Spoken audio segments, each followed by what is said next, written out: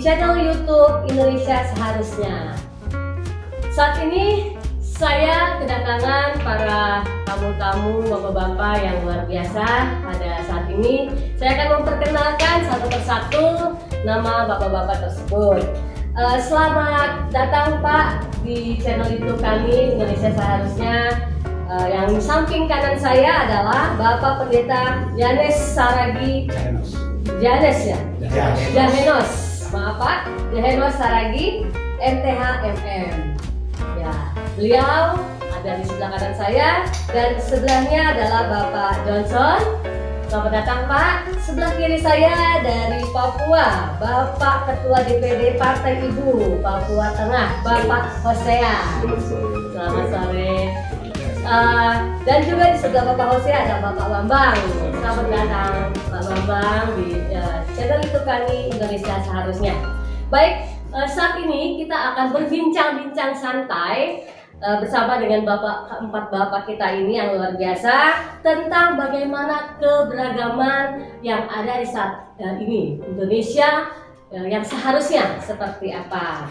Nah, bapak-bapak, pada sore hari ini kita akan membahas tentang keberagaman, ya, membahas tentang pluralisme, ya, pluralisme di negara kita ini.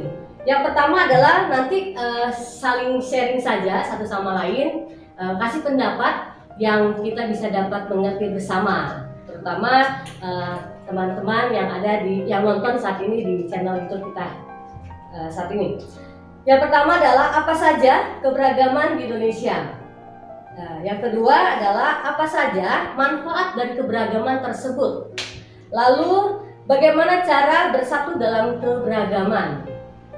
Yang terakhir adalah bagaimana cara menghargai keberagaman tersebut yang ada di Indonesia. Baik, saya lanjut saja. Yang pertama saya akan minta pendapat dari Bapak Yanes Jahenos. Susah sekali nama Bapak. Johannes Jahenos. Tadi saya ketemu dengan Pak Yohanes. Oke, baik. Pak Jahenos, silakan Pak. Bagaimana pendapat? Ya, ketika bicara soal keberagaman, pluralisme, salah satu Indonesia kita melihat ada istilah Bhinneka Tunggal Ika, itu keberagaman dalam keberagaman. Ya, jadi bagaimana kita merawat keberagaman ini yang sudah ada sebelum kita merdeka pun sudah ada, gitu ya, sampai sekarang. Saya pikir yang paling utama bagaimana kita merawat keberagaman ini supaya hidup rukun. Sudah saya kasih. Ya, jadi keberagaman itu sebenarnya sudah ada sejak sebelum kemerdekaan ada ya Pak ya. Kebhinneka Tunggal Ika itu yang sangat penting. Mungkin bapak-bapak ada dari Bapak dari Papua, boleh silakan. Ya, baik. Keberagaman ini juga identitas kembali dari kerukunan keluarga.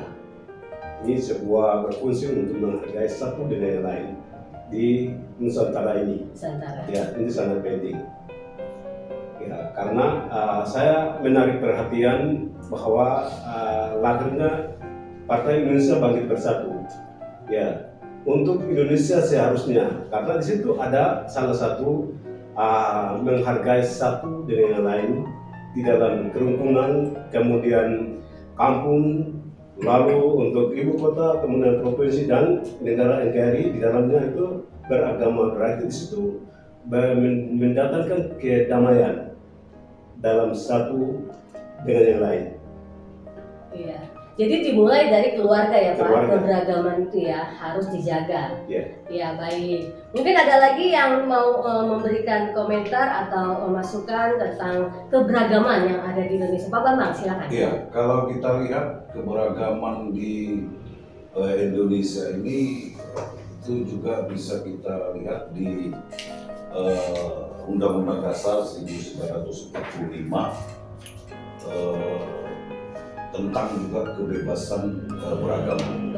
Kita tahu di negara kita ini ada beberapa agama, ya, Islam, kemudian Kristen, ya, dan lain sebagainya. Nah, keberagaman yang ada di Indonesia ini ya memang harus kita pupuk. Benar. Kita pupuk sehingga keberagaman yang kita dengung-dengungkan ya, bisa menghasilkan kedamaian. Jadi satu sama lain, baik keberagaman agama, kemudian keberagaman suku, nah, itu harus timbul ya dari setiap insan warga negara Indonesia, sehingga seperti yang saya katakan tadi, disitulah bisa secara nyata kita lihat kedamaian itu. Ya, mungkin itu. Nah, saat ini juga kita sudah kumpul nih. Ini contoh dari keberagaman kita yang ada saat ini nih Pak. Saya contohnya dari Sulawesi Utara, Pak Bambang dari Sumatera Utara, Pak Hosea dari Papua. Luar biasa, dan bapak-bapak dari Sumatera Utara. Ini sangat luar biasa, sudah tercipta keberagaman saat ini. Lalu bagaimana tanggapan dari Pak Johnson tentang cara menghargai Pak untuk keberagaman tersebut? Silakan Pak Johnson. Terima kasih. Ya, menurut saya cara menghargai itu memang dimulai dari diri kita sendiri, apalagi terucap dari lubuk hati kita yang terdalam. Untuk bisa saling menghargai perbedaan itu atau keanekaragaman itu, baik itu dari segi agama, suku, ras, dan seterusnya, karena kita harus menyadari adanya negara kita ini bisa kuat dan perlu kita kuatkan lagi. Kalau bukan kita, siapa lagi? Seperti yang kita lihat seperti sekarang ini, kita boleh bertemu dari Sabang sampai Merauke, tapi begitu indah keanekaragaman itu. Harapan kita ke depan, ketika ada pemimpin-pemimpin, katakanlah ada yang duduk menjadi anggota DPR, ada yang bisa duduk menjadi pemimpin daerah, katakanlah seperti saudara kita yang dari Papua, ya harapan kami ya tetap kita pelihara keanekaragaman ini supaya memperkuat kesatuan dan persatuan kita. Pokoknya intinya NKRI harga mati deh. Mantap sekali, benar sekali. Wah, semakin seru obrolan kita pada saat ini. Jadi bagaimana Pak langkah selanjutnya tentang keberagaman ini menurut Bapak? Ya, saya pikir tahun 2022 yang lalu saya sudah mengarang satu buku menyangkut soal keberagaman kerukunan itu. Yakni judulnya 12 Kunci Kerukunan Umat Beragama di Indonesia dari perspektif Kristiani. Jadi apa yang 12 itu? Yang pertama-tama adalah kunci yang pertama, karena semua kan ingin punya kunci, rumah ini harus punya kunci supaya bisa masuk rumah, gitu ya. Apa kunci yang pertama adalah keluarga harus mengajarkan kasih sayang dan kedamaian kepada anak-anaknya. Jangan ada paham radikalisme membenci orang lain. Karena rumah tangga merupakan yang pertama dan utama menciptakan keberagaman dan kerukunan itu.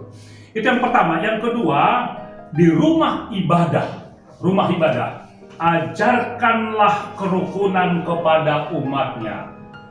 Jangan pernah ada narasumber, pengkhotbah atau apapun namanya di rumah ibadah justru menjelekkan agama orang lain. Saya pikir tidak seperti itu, karena kita sama, ciptaan Tuhan. Baru yang ketiga, tingkatkan secara maksimal fungsi dan peran lembaga keagamaan sesuai dengan tingkatannya. Fungsinya silahkan tingkatkan.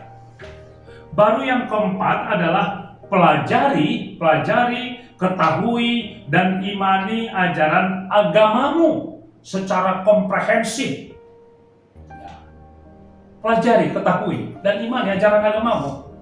Yang kelima saya katakan, pelajari dan ketahui ajaran agama orang lain, bukan imani gitu ya. Supaya cara pandang kita lebih luas gitu ya. Jangan mengklaim yang lain saja gitu ya. Itu yang kelima. Yang keenam, hilangkan sebutan. Kalau kita mau rukun, ada 3 istilah hilangkan, tanggalkan. Yakni kafir non kafir, 1. Yang kedua, pribumi non pribumi. Yang ketiga, mayoritas minoritas. Hilangkan, tanggalkan kalau kita mau rukun dalam keberagamaan ini. Baru yang ketujuh, yakni jauhkan kemunafikan keberagamaan. Kemunafikan keberagamaan. Saya lihat, mungkin bisa penglihatan saya salah, Bapak dan Ibu, bahwa kita masih seperti dalam sampul saja hebat, tetapi realitasnya tidak. Hilangkan kemunafikan. Saya sering katakan, munafik itu singkatan muka nabi, pikiran kotor.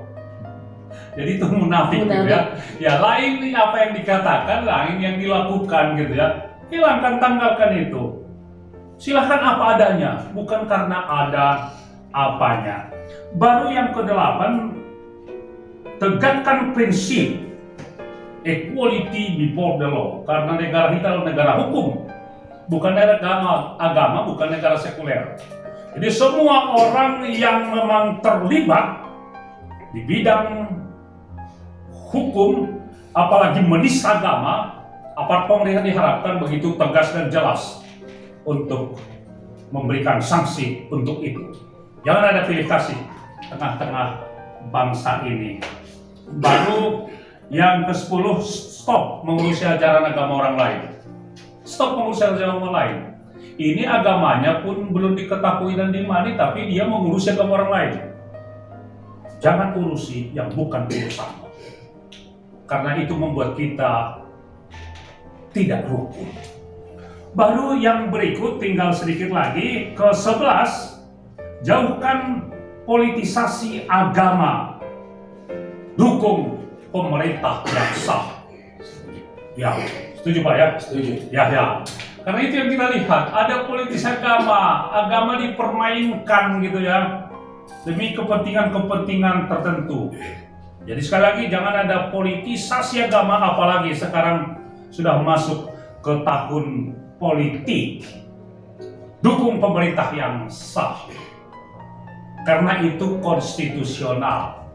Jangan ada yang mau menurunkan belum pada saatnya, tidak. Ada konstitusi untuk itu.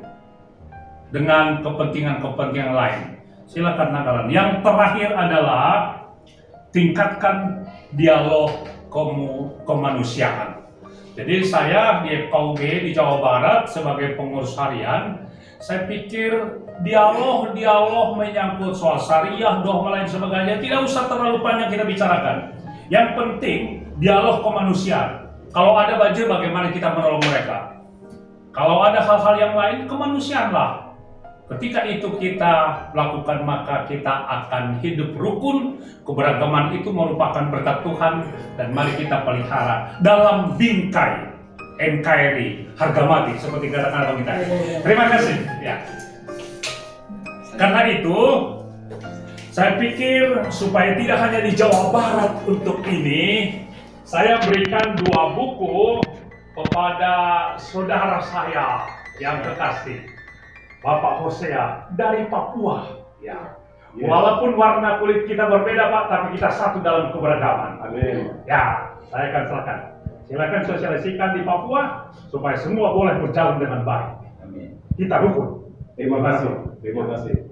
Melalui buku 12 fungsi ya, beragaman yang bisa untuk netralisasi di dalam kerukunan beragama, terutama berasal dari keluarga yang perlu terapkan, dan ini menjadi fungsi yang bisa akan nanti menjadi berwarna di Nusantara ini, terutama NKRI di bawah garis kebenaran yang akan datang ke depannya menjadi fungsionalisme, tidak perbedaan sesuai dengan diungkapkan oleh Bapak Pendeta. Terima kasih Tuhan Yesus. Terima kasih, disaksikan dari Makassar ya.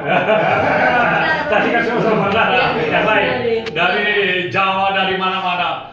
Indonesia satu dan rukun. Oke, baik. Terima kasih Bapak-Bapak sudah hadir di YouTube channel kita Indonesia Seharusnya. Demikian bincang-bincang santai kita pada saat ini. Saya Carla mau runtuh. Selamat jumpa kembali di lain channel berikutnya. Terima kasih. Terima kasih. kasih. Inilah untuk Indonesia Terima kasih. seharusnya. Ya. Ya. Thank you.